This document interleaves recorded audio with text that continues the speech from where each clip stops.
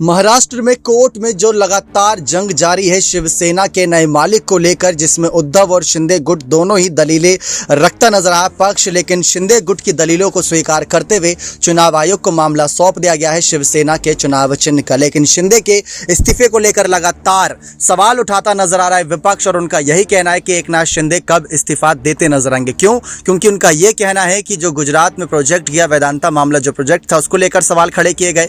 इसके बाद सारी जो जानकारियां निकल कर सामने आई, उन सब में लगातार शरद पवार, उद्धव ठाकरे, संजय राउत, आदित्य ठाकरे, इन सब का यही कहना था कि मध्यावधि चुनाव की स्थिति का सामना करे शिंदे गुट और इस्तीफा दे। बागी विधायकों को भी इसमें इंक्लूड करा था आदित्य ठाकरे ने। एकनाथ शिंदे के इस्तीफे को लेकर लगातार चर्चाएं जारी हैं, लेकिन इस बीच नवरात्रि की धूम देखने को मिल रही है। और साथ ही साथ आपको जानकारी दे दे कि जो जजों ने फैसला लिया, 5 जजों ने, वो मामला था कि वो किस तरीके से शिवसेना के नए मालिक पर कौन विराजमान होगा उस कुर्सी पर, जहां पर से शिवसैनिक सबकी बातें सुनते नजर आएंगे। शिवाजी पार्क का मामला गया था उद्धव ठाकरे के पक्ष में, लेकिन ये वाला मामला जो शिवसेना के चुनाव चिन्ह का है, शिंदे गुट की तरफ झुकता नजर आया, लेकिन अभी नए मालिक को लेकर खुलासा नहीं हुआ है। इस बीच जानकारी दे दे कि किस तरीके से तमाम ऐलानबाजियां हो रही हैं। तमाम ऐलानबाजियों के बीच सवाल ये बहुत बड़ा है कि शिंदे को आने वाले वक्त में क्या यहाँ पर मध्यावधि चुनाव की स्थिति का सामना करने को मिल सकता है। क्यों? क्योंकि सवाल ये बनता है कि पहले तो शिवसेना के चुनाव चिन्ह की लड़ाई थी, और दूसरा उसमें सबसे बड़ा मुद्दा था विधायकों के अयोग्य होने का, जिस पर उद्धव गुट लगातार अपनी दलीलें रख रहा था। लेकिन विधायकों की अयोग्यता पर अगर मामला आता है तो क्या मामला फंसता नजर आएगा? क्या मामला इस वजह से फंसेगा क्योंकि शिंदे गुट पूरी तरीके से तैयार नजर नहीं आया?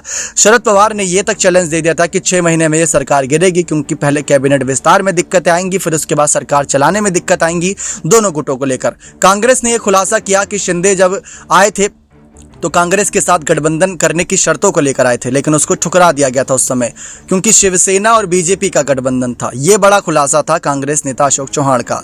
इस बीच तमाम खुलासे शिंदे के खिलाफ होते नजर आ रहे हैं, और एकनाथ शिंदे जो कि अभी तक मातोश्री के सम्मान में चुप्पी साधे हैं और बाकी विपक्षी पार्टियों पर हमला कर रहे हैं। लेकिन देखना यही दिलचस्प है कि कोर्ट के फैसले के बाद शिंदे गुट को सबसे बड़ा झटका तो यही लगा था कि पहले कोर्ट ने झटका दिया कि अभी चुनाव आयोग को इस मसले पर सुनवाई नहीं करनी चाहिए। फिर उसके बाद यहां पर बड़ा झटका इस बात का लगा कि चुनाव आयोग अगर सुनवाई करता है तो किस आधार पर करेगा, बहुमत के आधार पर या फिर कानूनी रूप से दल बदल के आधार पर। इन सब बातों को ध्यान रखा जाएगा। 2/3 बहुमत शिंदे सरकार के पास मौजूद है, लेकिन विधायक जो हैं, बागी विधायक, उनमें से जो निर्दलीय विधायक हैं, उनका समर्थन बीजेपी के साथ ज़्यादा झुकाव में है। शिंदे के साथ भी है, लेकिन बीजेपी के साथ भी झुकाव में नजर आता है। इस बीच लगातार महाराष्ट्र की सत्ता में जो एकनाथ शिंदे के फैसले से कह सकते हैं महाराष्ट्र की सियासत गरमा जाती है।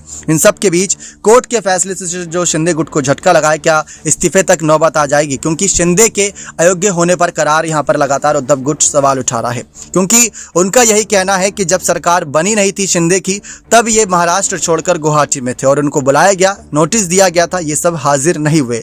और वहां दूसरी तरफ से दलील ये रखी गई थी कि अगर किसी विधायक, किसी पार्टी से अगर कोई नेता का मन भर गया है, उनसे बन नहीं रही, तो उनकी बैठकों में शामिल होने का क्या मतलब बनता है। लेकिन यहाँ बात किसी दल की नहीं थी, बात थी महाराष्ट्र के मुद्दे की, कानूनी बैठकों की, जिस पर यहाँ पर सवाल उठाए उद्धव गुट के द्वारा। इसी वजह से लगातार यहाँ पर इस्तीफे की मांग को जोर पकड़ रखा है उद्धव गुट ने, और ये कह रहे हैं कि अयोग्य होने पर, करार होने पर जल्द से जल्द फैसला दे। कपिल सिब्बल और साथ ही साथ उनके तमाम वकीलों का यही कहना था। लेकिन इस बीच यहां पर लगातार जो खबरें सामने आ रही हैं, उसमें यह बात तो साफ है कि एकनाथ शिंदे सिर्फ एक ही शर्त पर इस्तीफा देंगे कि अगर चुनाव की स्थिति में उनका कोई भी विधायक हार जाता है तो वो इस्तीफा देते नजर आएंगे।